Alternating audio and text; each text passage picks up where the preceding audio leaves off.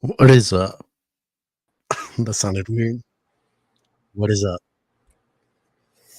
Welcome to episode 2.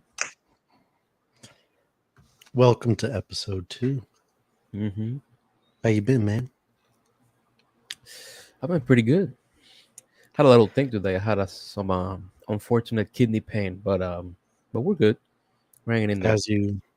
As you do, as one does on a Ex- Thursday. Precisely. Say what mic you using? I'm using the Shure SM7B. Cool. Sound Yep. good. You Thanks. You sound sound good. You sound good too, brother. I got the Shure 55. Mm-hmm. That's that Elvis mic, right? Yeah. Yeah. For today's episode, we have a very special record.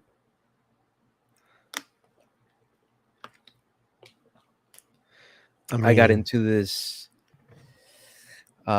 thing of like collecting records because this motherfucker right here, he's like, yo, check out my record collection, and then I got addicted. He infected me with the record thing. yeah, well, But that was one of the like first records that you recommended to me, and I remember I it's was a like, good what the record. fuck is that at the time? But that shit sounded new to me. I don't think I've heard something like that or that sounded like it before.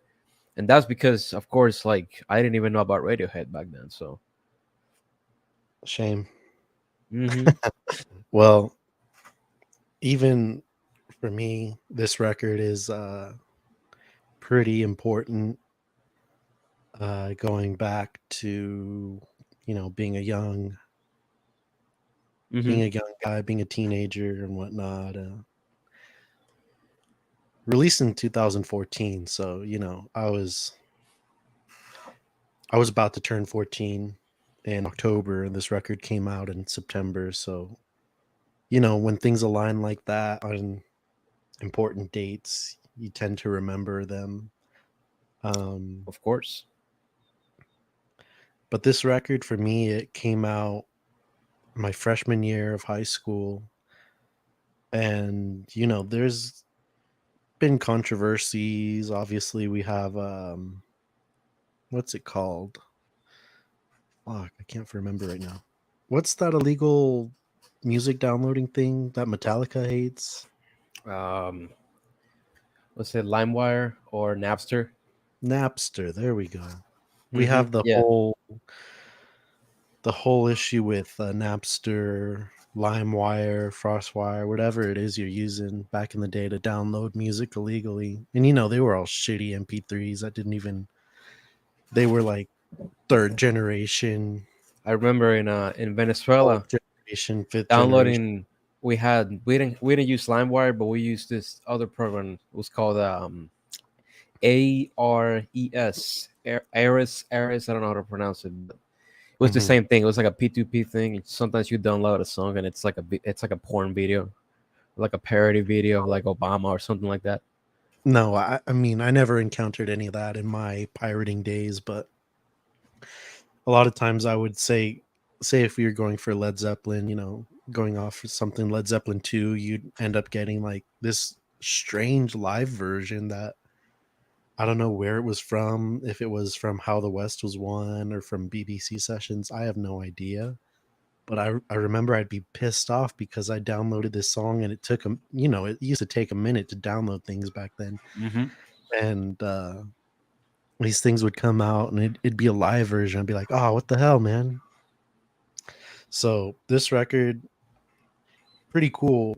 And it's not the first time. I'm not saying Tom York in the camp of Radiohead, when they released In Rainbows in 2008, they released it under the kind of agreement that they'll put it up online. Whoever wants the record can get the record, and you can also pay however much you want for the record. Hmm. So I think this kind of goes back to that, where it's like, music at this time, early 2000s, 90s, 2000s, even 2010s, it comes into the moral ethics of what is the value of art and how much are you willing to pay for art I for, remember how much of a big deal piracy used to be. Even like 10 years ago, everybody talked about piracy, and now it feels like yeah, no one talks about it. It's a lot of the because it's a all lot of this. streaming. It's Yeah, all it's through all streaming. not only that, but the people that are buying music, they're all like willingly buying like select releases that are like released on vinyl or like tape or even reel to reel. Like the people that are buying them are like into the specifics, and then like Me, everyone else doesn't need to pirate them because they can just pay a monthly fee. They can get all their music, 50 million songs. and even, I mean, obviously, I'm assuming teenagers don't pay the Spotify subscription. They probably just have the standard version where with ads. So I think that it's important now at this point where it's like looking at back at this record, looking back at the conflicts with Napster and all these other artists, it was a big deal. It really was a big deal. I'm pretty sure a lot of people from our time used to dabble in piracy. I'm sure of it. Man, this Did was you did you ever pirate when you were here in the United States, or you had no need for it then? uh the first 6 to 8 months of me living here. I did. I pirated a little bit because I was coming like in Venezuela, like piracy is the norm. Like no one can afford an actual original copy of a CD. So everyone just like goes to whatever like P2P site or like some Facebook blog and that's completely in Russian, and then you download your shit. And I still have maybe like I don't know 100 of them that I might delete or might not. I don't have any of them. I think I destroyed the laptop that I had that I used to do that stuff. Anyways, it was funny because one time I was really into Led Zeppelin and Rolling Stones, everything, classic rock stuff. Yes. And so I was downloading all this stuff, and it's like I get a letter in the mail, and my mom's like, "What the hell? They're gonna turn off the Wait, internet." you got a letter in the mail about piracy? Got a letter in the mail, yeah, from Charter, Spectrum Charter back in the day. Dude, But that's fucking funny. they're like, "Oh, like you have been downloading illegally. If you don't stop, we're gonna have to like fine you, whatever, you know, warning." So Hey, that was the end of some people got $80 million bills because of that shit. it, honestly. Got off easy.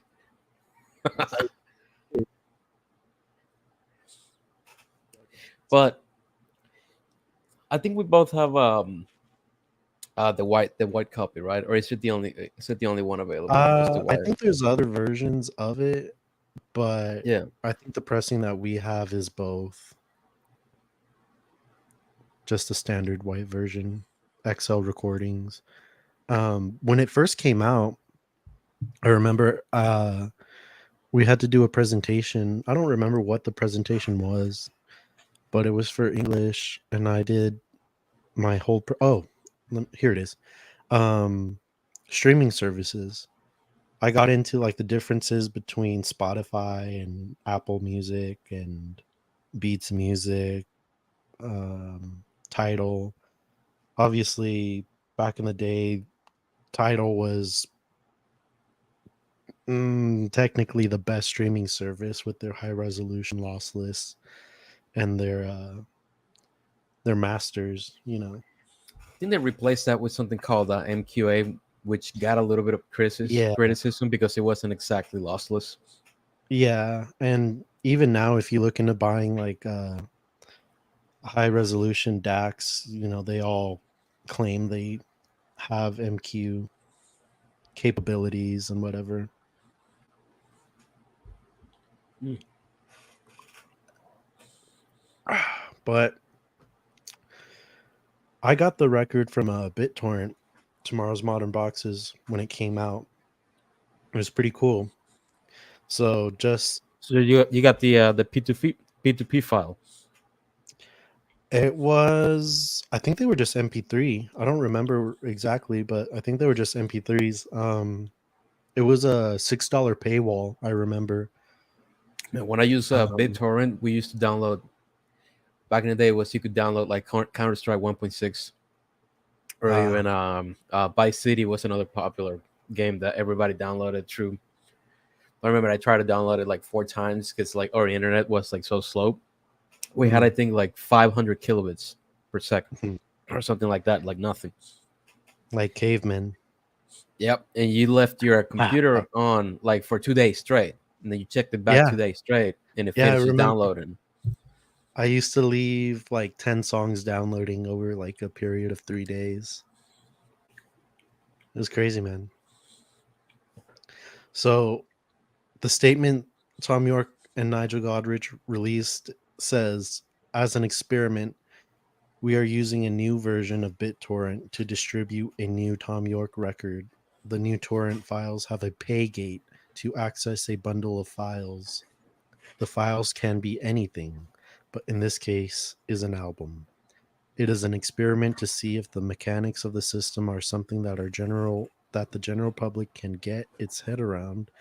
If it works well, it could be an effective way of handling some control of internet commerce back to people who are creating the work, enabling the people who make either music, video, or other kind of digital content to sell it themselves, bypassing the self-elected gatekeepers. If it works, anyone can do this exactly as we have done. The torrent mechanism does not require any server uploading or hosting coast or cloud malarkey. It's a self-contained blah blah blah. You get the idea. Oh yes, it's called Tomorrow's Modern Boxes. So yeah, there you go. That's the statement they say.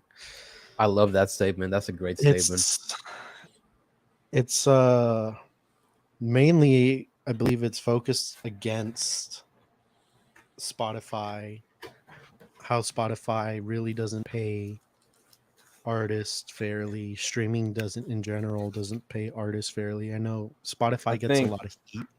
Spotify Spotify is the devil. pays when we got paid for our songs, which we got paid like nothing. Like I think it was like We 30 get bucks paid in like total. yeah, I think that's the most we've ever. I haven't checked it recently, but And I doubt it's grown.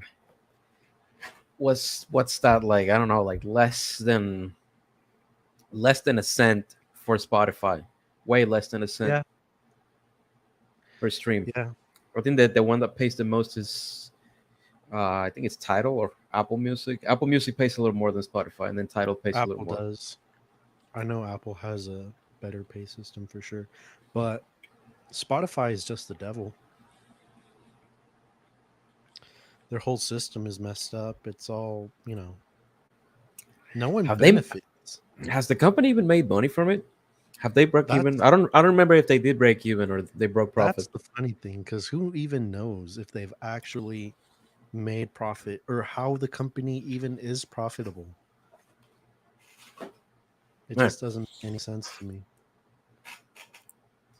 Streaming in general needs to be improved towards bettering the conditions for the artists. I mean, the concept of the starving musician, it's like more of a modern concept. A lot more people back in Mhm. the day were able to have like semi-successful musical careers, Yeah, and nowadays interesting. it feels like it's only like you have a few indie artists like Mac DeMarco who became like huge, but then most of the other people they're just machine made, man. Yeah, I mean, I don't know some of the people that they talk about sometimes. Somehow they end up on the number one charts on Apple Music and Spotify. It's like, where did this person come from? I don't know anything about them. They have no discography, but apparently they're the number one artist right now. doesn't make any sense to me. I get it if it's like, oh, like they've been playing shows and like, this is like their first record and then like, they made it big with this hit. But it seems like now people just come out with one song and it's like, well, are you even real? Like, where did this all come from? Like, I'm gonna circle how back are to you this big? a comment that I think Rick Rubin made during one of his podcasts with Trent Reznor. Hmm. And they were discussing this topic of like music becoming more of a like a commodity instead of an art form, and because of that, the industry just selects people that generally sound the same because they're more afraid to say, take risks. I mean, Yeah, usually a and lot of the that's big names were risks, and nowadays both the movie industry and the music industry are being affected by this lack of new talent and this overabundance of sort of the same music. and that's the beauty of indie labels, man. Still, I mean, you mentioned Mac DeMarco, and he comes from Captured Tracks, or now they're just called Tracks or something. I thought that was kind of stupid and silly. Um, that's another discussion though. But indie labels, even Queens of the Stone Age, are on an indie label after coming from where who what were they on? I don't even remember what they were on before, but Man, me neither. they're Let me on Matador now. So, let me check. but that's just the perfect example of saying like, okay, well, it's like look at people like this who have had success in the past. I mean, Trent Reznor doesn't he does his own releases, doesn't he? I think he Queens does. of Yeah, the they're all Stone made Age. through the Null Corporation. No, yeah, no, there you go. The records too. I got my copy of. Well, you too. We both got our copies of like the Bird No Box More and like Rain. the Watchmen stuff. I have all the Watchmen, yeah. And the thing is, they're all great. They sound good, even on vinyl, even if they are from digital. You know, Trent Reznor is just one of those guys who's like, you just rely on him. You trust in the Yeah, man who has so many film score awards in a row, best film score, best film score, best film score. This guy, he does it, man. And not only that, recently he did Mutant Ninja yeah, Turtles, and that which, I dude, I didn't get fucking to see love that. that album. I I love the heard movie some too. of They the were music. both great. I heard some of the music, but I think I want to see the movie. I didn't want to get too into it because I feel like sometimes you can listen to a record and you're like, oh, I know exactly where this is going. So, anyways, um, I think going back to the situation that is like this whole thing is unfair. I was listening to Paul Simon on Joe Rogan. I mean, not Joe Rogan, Howard Stern. Paul Simon says, back in the day, he paid the radio DJ $200 for 2 weeks to play his song, and if it didn't become a hit, he could keep the in total $400. And So that's payola. But yeah, if you think about it, it seems like a fair deal. They gave him a chance. If your song got airplay and people were calling in saying, what is this song? This is the name of the song. Here's where you could buy it. Go out to your store and buy it. You make sales on it. It becomes a number one. That seems fair.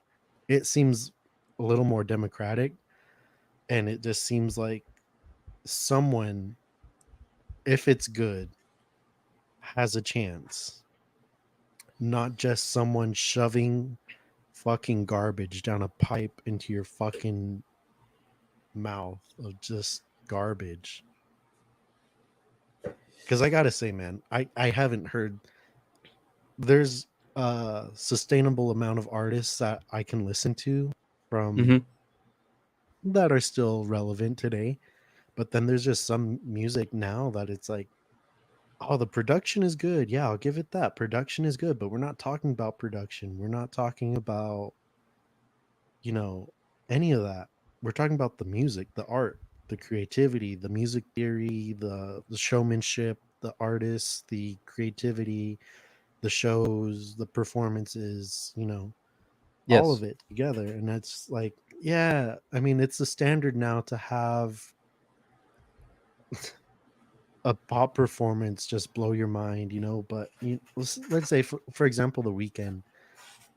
I know probably there's a divided camps when it comes to The Weekend, from my understanding, from his older work and his newer work, where it's like, okay, if you don't listen to like older Weekend stuff, maybe you're not as much of a fan as I am. And maybe if you listen to only new stuff, oh, you're just, it's popular music. That's what it is. Yeah. But either way, not to knock him either, because I'm not trying to knock him, but No, of I just course not. I just can't get behind it. It's like it's not bad. I mean, I've heard some of the songs, obviously, and it's just like when you compare it to something like Tomorrow's Modern Boxes, There which is was that obviously, feature that he made with Daft Punk. That one was good. I appreciated that one. and that's one of the things I'm saying, where it's like the whole production and the input of other people, it instantly elevates it to Hmm. something else entirely. And it's like, well, that was good. And why can't you just do stuff like that on your own? Where it's like, well, I'm not Daft Punk. It's like, well, maybe, you're not Daft Punk, but why don't you try to find yourself a little more? And I don't know. I just feel like there's so many things that just sound the same. Like, people don't have a chance anymore. I feel like they're coming in and you don't see these artists evolve. You don't see them breaking ground. You don't see them trying to set a new standard, because I feel like Trent Reznor is a great guy. Hmm. Trent Reznor and Atticus Ross together, their film scores, top tier. Even Johnny Greenwood, his scores, top tier. They they're just so good. I But remember you I don't showed me that feel, this is the Suspiria score, the remake of the movie. yeah, That's still one of my favorite like soundtracks for horror, especially the combination of like electronic with uh, the influences of his previous work with Tomorrow's Modern Boxes and his previous work with Radiohead even, and it showed kind of like a mastery of like all of those elements that he'd been combining for the last 20 years. yeah, yeah, because I felt like it was a real showcase of Radiohead, Tom York, Atoms for Peace, all of it. And it's just like combined. It's like this is a guy who has experience. And when it comes to that point of experience, you're no longer pushing the barrier because you don't have to. Like Radiohead, Tom York broke that already. They've surpassed it. They've earned their stay. You know, no Hmm. one's gonna. They're not gonna put a record out, and it doesn't matter if it's. It doesn't matter what people think. It's gonna be good. It's gonna be something. It might not be Kid A or OK Computer, but it's gonna be good. Really good. And it's And you gonna go ahead. you you and I come from different perspectives because I like Radiohead after Kid A. Yeah. A I lot feel of like people do. yeah, because it's like Led Zeppelin and like the other stuff is good and then they come into their own. And that's what Yeah. I like about it. Or maybe I'm wrong. Maybe it was just Thom Yorke's increasing influence, or him and Greenwood's increasing influence in the band that made it what it is. You But know what I think too is like, if you think about it, this can kind of resolve this whole conversation we're having right now, where an artist or a band or a group, they're trying to break through, man. look back at the first record, Pablo Honey, right? What's popular at that time? Grunge, Nirvana. It's all 90s rock, man. It's the thing is they go in with OK Computer and they're just willing to take a chance, man. At that point, they're ready to evolve. They're ready to push the limit to see, they are very smart individuals musically, creatively. They put it all together and it's just you get a masterpiece. And that's the thing, that's the tipping point for Radiohead. OK Computer, and then you could probably say Kid A is just the whole the, that is the foot through the door, man. They did it just to signify, just to ensure that they did it. They're like, yes, this record has no guitars. That is true. Which I think they have guitars on Tree Fingers and other, what is it? Uh, does Three Finger have guitars? I thought that was mostly electronic. I don't know. Surprisingly, listen to it and look it up. It's Yeah, I have to listen. That's actually one of my. That's some information I didn't know. That's one of my it, favorite, probably my favorite track from the whole thing. that's Ed O'Brien there with the sustainer. It's a sustainer pickup, and it's just all ambient loops. Oh, it sounds fucking incredible. That one and oh, it's the last track, True Love Waits. I think it is, right? No, that's the other record, man. Is that That's Moonshaped Pool. Moonshaped Pool? Hmm. What was the the last record in that album? The last song in that album. Remind me.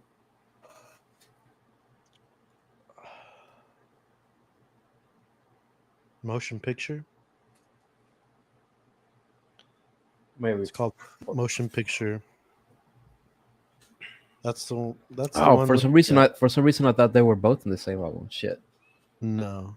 I know that there's a live version of True Love Waits with acoustic guitar. I like that song. I think they're both good versions.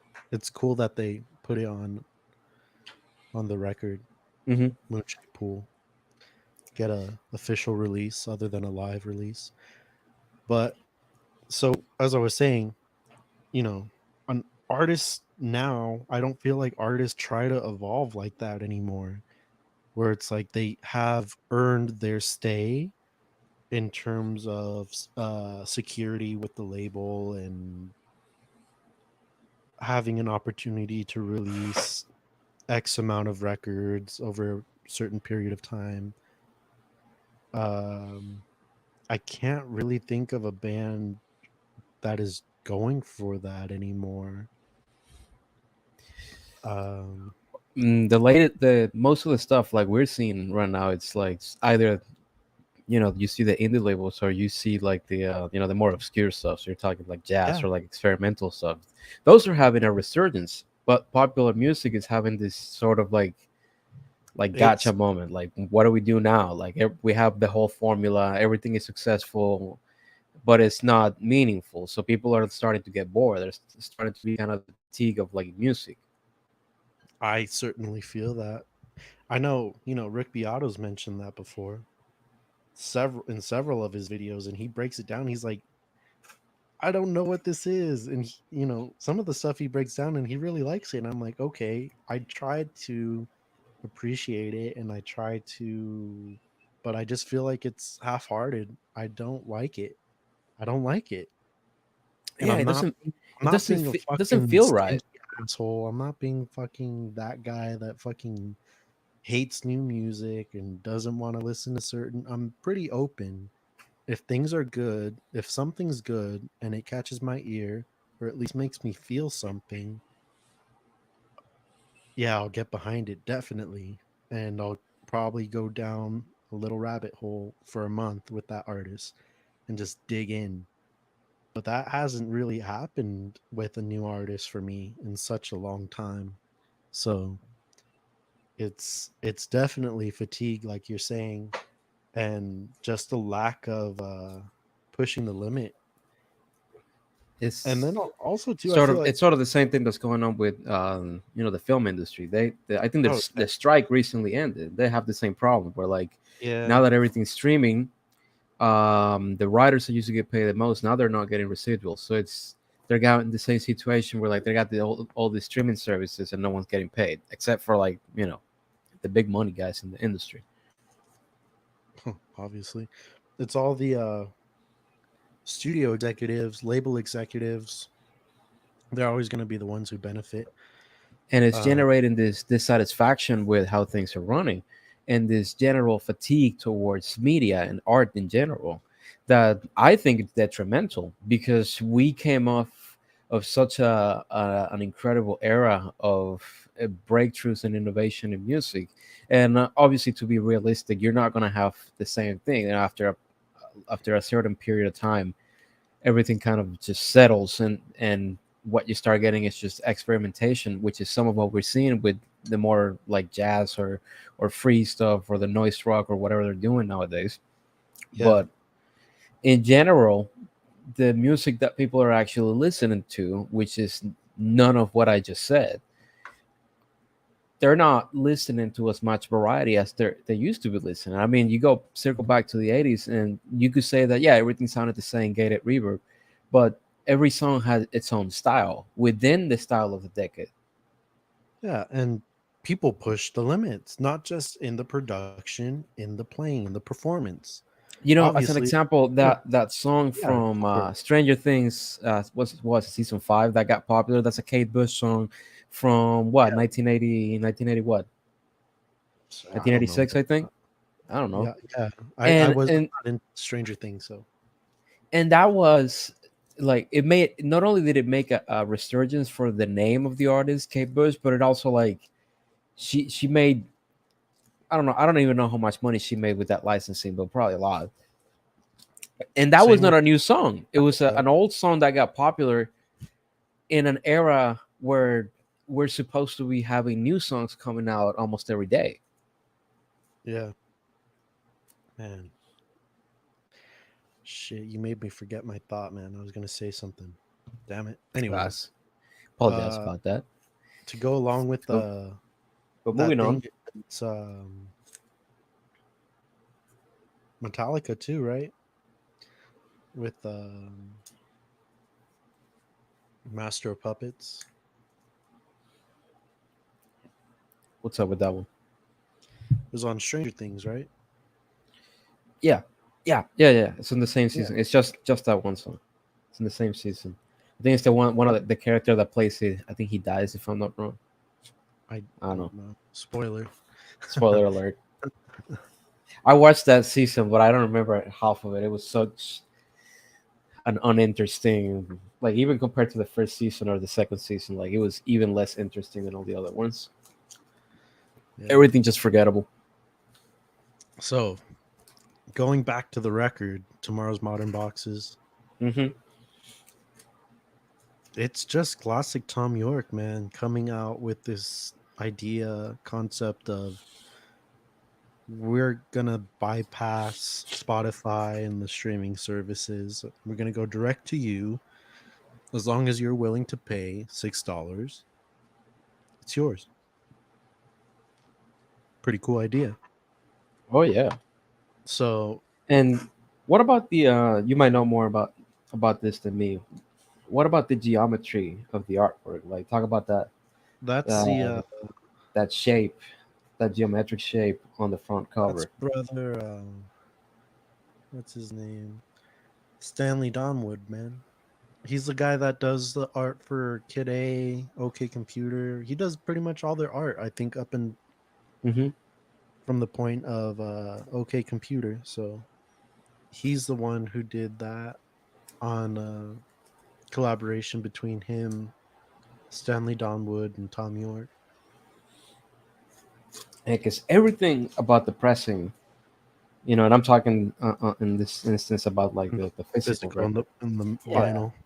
everything is so well thought of from this outer sleeve to the inner sleeve that has that Interesting. like electronic tree design, or the label on the white LP that's slightly smaller than the actual like the center of it, and so it Yeah, allows for that trippy effect within the geometry and the color of the record. and the dead wax too. Some of the best, yeah, some of the best attention to detail, and then also yeah, the dead wax on the B side in the last song that has that The run out. that drum loop that like if you don't have an automatic turntable, it just loops on that little drum groove, and it's really cool. Yeah, that was one of the interesting things that you had told me because at the time I had my automatic turntable, and you were like, "Hey, man, I really like that record because it has that loop at the end." And I was Yeah, like, "What? What are you talking about?" And you showed me. I was like, "Whoa, yeah, that's fucking cool." I never knew about that. the first time I Um, listened, I thought it was part of the song for like 3 minutes, and then I realized, oh shit, it's the dead wax that's making that. At the time, I hadn't checked out the White Album has the other one, Her Majesty, but that one's just like part of the dead wax, but then it just goes off still. you mean that's Abbey Road, man? Is it Her Abbey Road? Majesty. Yes, dude. No, I think that's the White Album, dude. Don't Wait, fucking hold up. question me on this. I'm right and you're wrong. Accept the facts. Oh yeah, you are indeed correct. As I usually am. Mm-hmm. Anyways, Let's talk the about that A package side, man. Let's talk is about the A beautiful. side. I love it. The A side, first song. That There is was that stereo spread on that first. You have yes, this drum, this like click rain in drum a group, bottle. and then you have And the stereo spray between the the synthesizer. synthesizer, the dun, dun, dun, dun, dun, and it's like it rotates between your ears. It's like It's that was very, for me. That was very like impressive. wow, what is this? And it's just dancing with the stereo spread, but it's a simple yet functional idea that makes it like unique and at the same time fresh for the time. Yeah. And also too, the vocal delivery. I think, looking at it from 2013, I think the last record Radiohead did was King of Limbs. And that's kind of where you hear him going for that falsetto voice very, very intensely throughout that record. But on this record, he goes back to it again and it's even better. And the lyrics are pretty, pretty well complements the vocal delivery. And I feel like the entire mood in general of the first track, it's really good. All I gotta say, there's not a bad song on the record. No, It's not a one of the single one. best, one of my Also, favorite also records. that transition between the mother load and truth ray once you have to flip the record, it's so Yeah, smooth. It goes from like one vibe, which was this like heavier, like almost drum and bass feeling, and then you go from that to like ambience, yeah. The and it's mother such a load. such a great transition. I think the heavier songs more momentum. They have a guess again. The mother load. Hmm. Interference, Maybe interference is a little more slower. I think it builds up. yeah, It's almost like the ballad of this record. I feel like. it's like the Lady Day one. I You feel know like that? it's very Yeah. yeah. I personally I love Guess Again, Mother Load. There's no ice for my drink. And obviously the last two songs, Pink Section, Last Nose two Grow Some, songs. It's that have all an good. awesome transition between them. Like one transitions into the other one. Made me feel like a Pink Floyd record in that moment. I was like, oh wow, Interesting, right? oh yeah. I would say this was one of the first albums that made me like look at the flow of the songs. Because I remember you had told me about Pink Floyd albums before I listened to them, and about how the songs flowed into each other. And Yeah. then you showed me this record, and I heard that smooth transition, and it was such a different experience. I had never listened to a record. My grandma used to have them, but there was no way to play them. Then they all got stolen. And I've never heard that continuation, that continuity between songs that even on digital is hard to achieve. Like you always have that cutoff, and like you gotta have really good internet for the songs to like actually transition smoothly. Well, on the record, it's just beautifully subtle. So, interesting fact, the mastering is done by Bob Ludwig, and he's one of the best mastering engineers in the world. He's done Led Zeppelin, Lou Reed, Queen, Jimi Hendrix, Paul McCartney, Nirvana, Bruce Springsteen, Daft Punk. He's done them all. Tool. So Radiohead too. He did In Rainbows, Hmm. nominated for Album of the Year in 2009. So, you know, he's familiar with Tom York and And the his work. sound The sound, this is one of the come best sound records you coming could from my hear. perspective, I was listening to I'm between like 2014, 2016. I was listening to a lot of like electronic music because I was at the time I was interested in like trying to do DJ stuff. Um, and I started getting into electronic production and sounds, and this was sort of the first time that I started to hear like this combination of all synthesizers with simple beat making that wasn't necessarily bombastic or loud or anything. It was just almost organic, Mm. where the syncopation and the intentional mistakes that are put in a lot of the beats in the record. I want to go back to maybe like um, Truth Ray or like Nose Grossum or The Mother Lode that have those like simplistic drum records that remind you of like an African ensemble or like a gaita duo in Venezuela. Oh, such great use of percussion and beat making, man. So my favorite beat making of all time. Yeah, it's important to note here that Colin Greenwood is the one who programmed the drum beat on Guess Again. So, Colin Greenwood, bass player from Radiohead. Hmm. And that's one of the better songs on the record, I gotta say. Guess Oh Again. yes, So, there's no words could really sum up how good this record is, other than, you going out listening to it yourself. definitely an experience for anybody that hasn't listened to this record. It's like put it on, turn the lights off, shut Yeah. your eyes, and just like enjoy the experience. Listen to it. Yeah, it's It's funny you definitely say that. gives you a I different took it. perspective. It does. I took it over one time when I went to go visit my dad, and I brought this record, and I left the records there in the room, and I went out to go talk with my grandma or whatever, and I came back, and he's like, he just finished listening to the record, and he listened to it with headphones on. Hmm. He's like, that was a really good record. I really liked it. And he's not really into Radiohead. He's not really into Tom York like that. He's not really into electronic music either like that. But it's So it's I the was sheer innovation of the record. exactly, and that's what is so cool, that you could take it, show it, play it to someone, you know, from my dad's generation, and they'll be entertained. They'll be able to sit down and listen to the whole record, and find something in it, instead of just, what is this, man? Turn it off. What?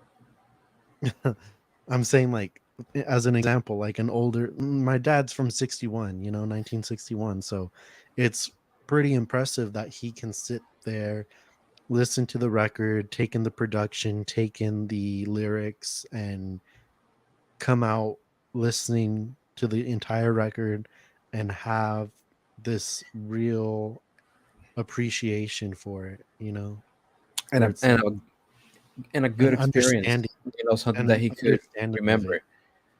Yeah. I felt like he understood the music too, where it's not just like, oh well, it's kind of like bullshit, you know. And I feel like there's a lot of artists like that who kind of, although they're popular, I don't really There think is there is no they're dated, you ident know. yeah, there is no identifiable trait either. Like It's kind of like every, everything blends into each other. There's you very know, few albums that stand. Maybe like To Pimp a Butterfly or Random Access Memories. yeah, I agree with that too, because it's, I feel like if you were to sit your parents down and be like, okay, we're gonna listen to Pimp a Butterfly, and then you sit them down and you're gonna be like, okay, we're gonna listen to Damn. What do you think they're gonna walk away with, mm, as a more positive experience? You know, Well, of course, it, the more relevant. you think Damn, No, I mean, Pimp a Butterfly. My point is, Damn was I popular, but I it think, wasn't on the same level. It wasn't even close to the same level as To Pimp a Butterfly, yeah, or even Good exactly, Kid, Mad City. It's like those were he was coming off of these two concept album that were completely different experiences, and at the same time, Kendrick Lamar's like new ground sort of like records. right? Yeah. So the point is, if you could sit a person down, and that's a whole other thing. I want to talk about this. Listen to this. Hmm. I feel like people don't sit down and play a record beginning to end. Is that true? Do you have experience with that? I feel like a lot of people don't sit I down. tell you, there is very few people that would sit down with me and listen to a whole record. Some people can tolerate like an A side while having conversation, but most people like wouldn't just. They think it's weird every time. Like if somebody comes to my place and hangs, we're hanging out, and like my friends that know me, they know that I like to play the whole record. And some people they don't want to listen to a few songs or maybe an A side, but most people just. And it's not because they don't necessarily like it. They could like it. They just don't want to. It's like, oh, And what I is got two it? songs. That's pretty much it. Because, man, I feel like when I hang out with you and Dylan, we can play entire records and we don't have a problem listening to those entire records. And Well, even when I go out with Vanessa and we're going out, when we play entire records sometimes back to back, like we'll go through discographies of artists and we'll listen to entire discographies of artists. And it's like, well, you, I mentioned this because I was talking with my nephew yesterday and he sends me a playlist, and the songs that they have on this playlist, they're so random, completely random, where it's like, here it comes again, the Spotify's the devil and just puts people onto music but gives them no context, you know. yeah, It really yeah. doesn't There is benefit the no, person who wants to really dive into music and appreciate music. there is pretty much like no surprises. Like everything they give you is like expected. They do it based off an algorithm that only determines potential taste, not actual taste. I still have Yeah, like trouble. If people say that Spotify playlists were better. The truth is, like for the stuff that I was listening to, Spotify was horrible at giving me playlists, and Apple Music occasionally gives me like two or three songs that are actually no, really I gotta interesting. say, what was it? iOS back in the day, iOS 15, even before that, where iOS, shit, man. What was it back in like 2016? Think it was iOS 2016 was like right before the iPhone 10, right? Even before, I think that was Yeah. like iPhone 5, man. No, yeah, it was the iPhone 7 2016. Okay, well, whatever then. Apple Music used to have really, really, really good recommendations on records, on artists, on labels. I don't know what happened over the years. Apple Music keeps getting worse. Yeah, the Apple like I The only reason I use Apple Music is because the quality is better, and Is the once only you're thing once you're into the library scrolling is really good. Like that I too. can't stand Spotify's like library. It's all cluttered. It's all messy. I don't like it. I hate the user interface on Spotify. That's another thing that It's I it's unprofessional. It looks unpolished. It looks like a it looks Newgrounds like project. a high school kid made the web page, man. Yeah, there is So no refinement. There is no like attention to detail. Everything seems kind of rushed. Everything seems like conveyor belt mass production type thing, and it doesn't invite you to listen to music. It invites you to like I don't know, fucking have white noise fuck on the around. background. It invites you to fuck around and play bullshit. Yeah, I don't feel like I go. I mean, and no that's the whole thing too. appreciation. It's And like, an album like this, like that needs to be experienced in that way. You have to listen to the whole record. Like Spotify could maybe recommend you one song on the record. Most people listen to it and be like, "Oh, that's cool," and no one will go and listen to the actual thing and experience it. There is this lack of a pursuit of experiences, and people kind of just numb.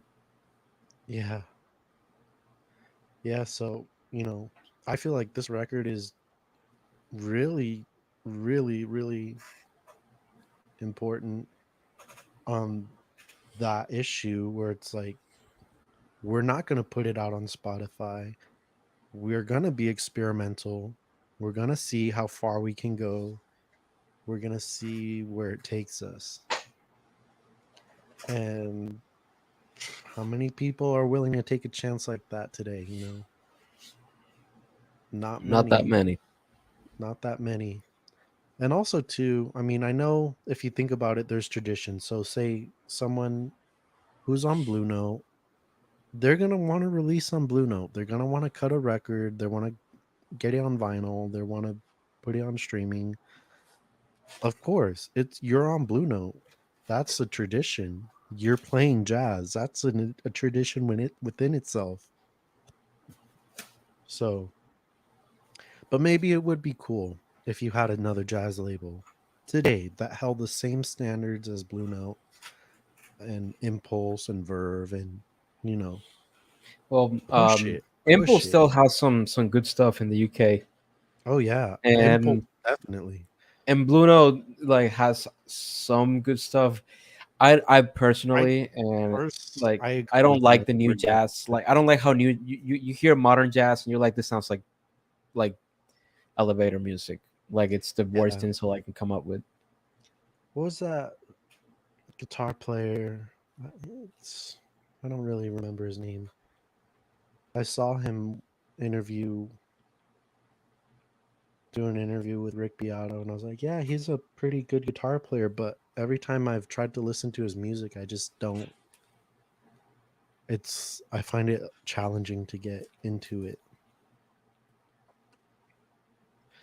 I feel like it's just there and it's good and it's very emotional. He plays with a lot of emotion, you could tell, but I don't know, something's missing.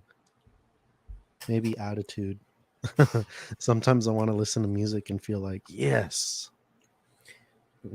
It's too clean sometimes, especially that modern Sometimes, jazz becomes like way too clean. Like everybody's perfect.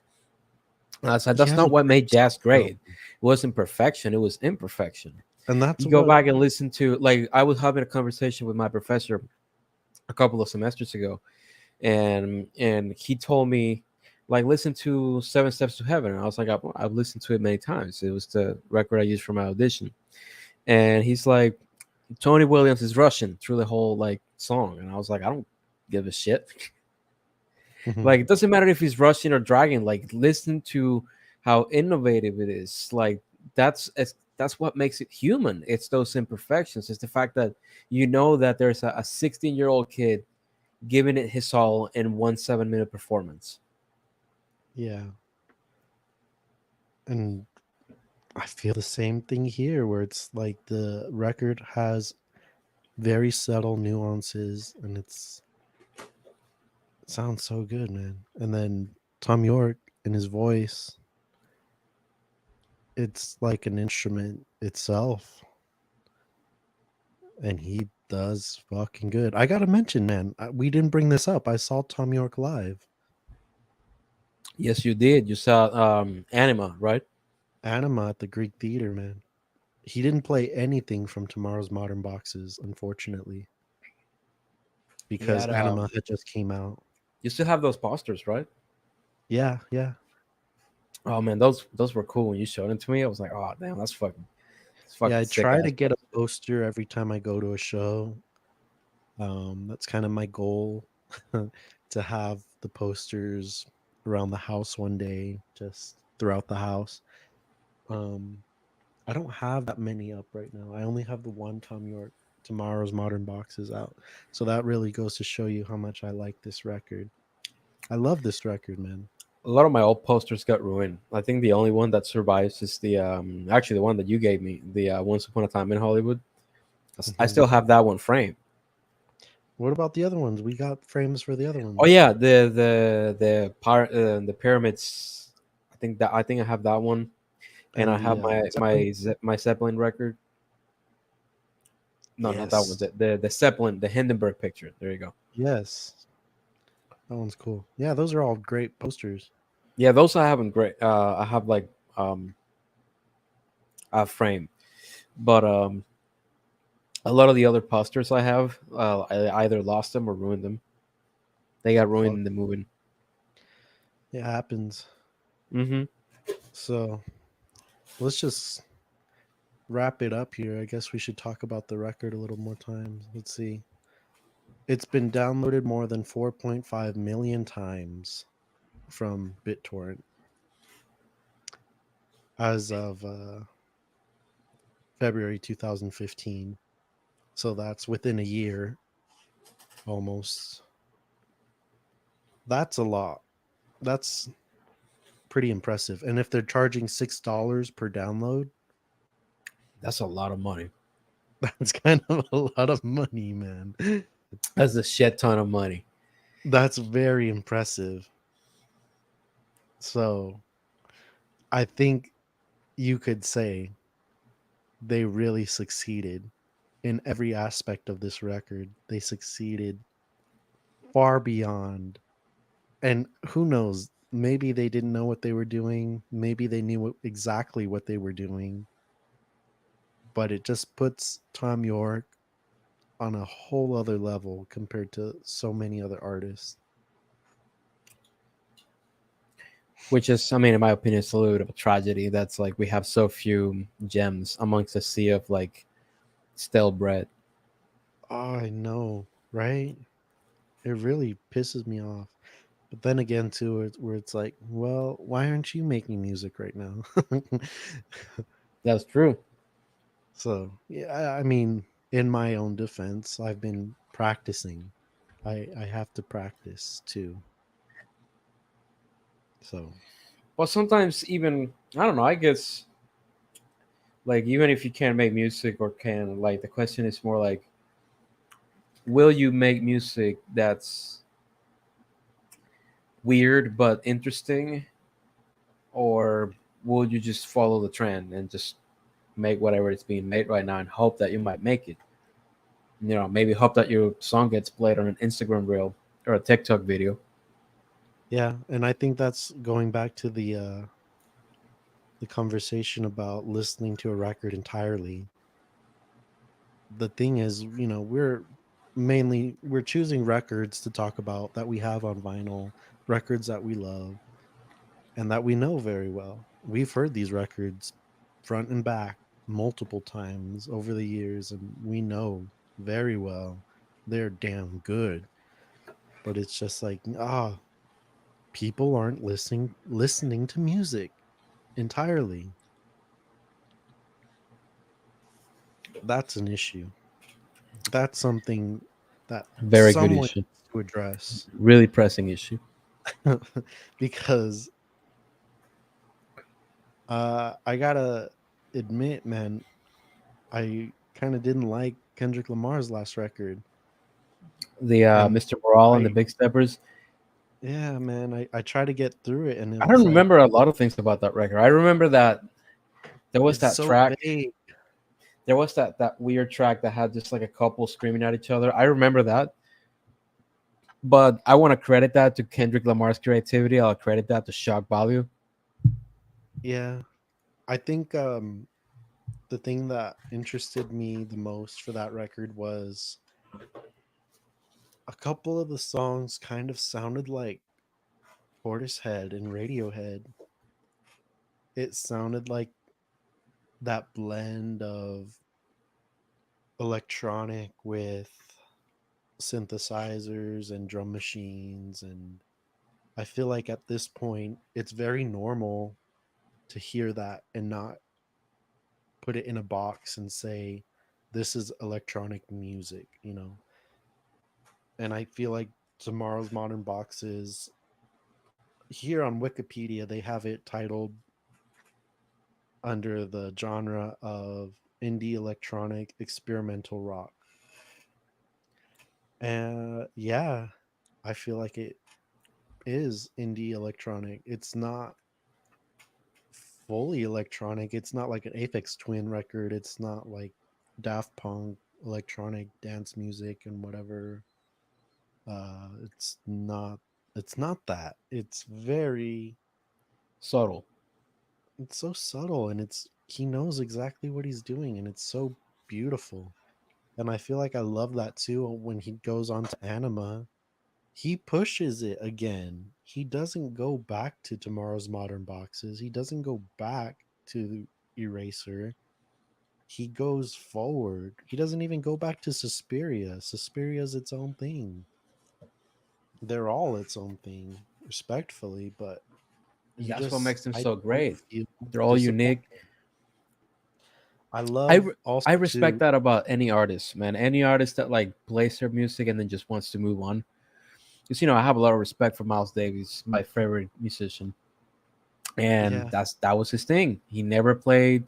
He was asked to play many of his standards from the Philly era, and he always said no, always declined, always playing the new stuff.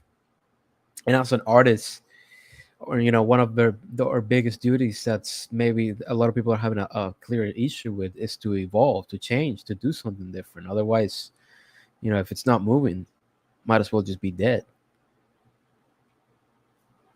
yeah, completely agree.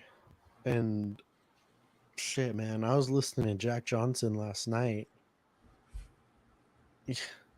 It's completely. I love the thing where it's like You know what directions caught and me off music. guard about Jack Johnson? I think it's the first or the second track that has a There's part of only two. in a silent way in it. Yeah, it's very subtle, but it's there. It's there, and you hear it, Hmm. and it's like this man.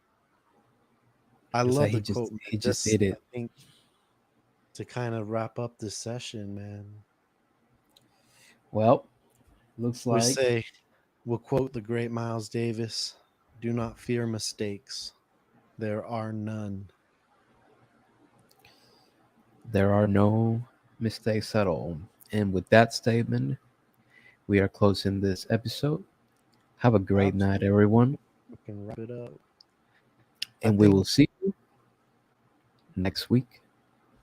What? Hey, before we go, we got to decide on a record. What should we go Oh to? yes. Give me a What minute. shall we do?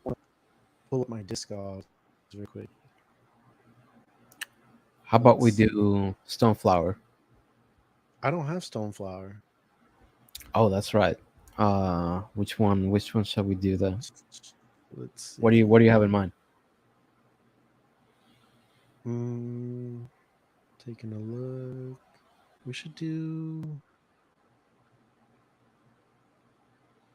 Trying to think. Like genre.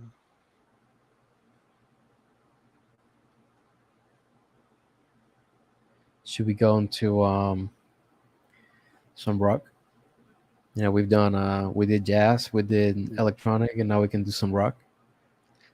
Yeah, what you got? I got how about animals? Oh, that's heavy, man. Mm-hmm. I think we could do animals. Well, it shall be I think we. animals then. I love animals, so. Oh yes, we should do animals. Well, everyone, we will then see you next week where we will discuss Pink Floyd's Animals. Absolutely. All Have a right. great night, everyone. Later.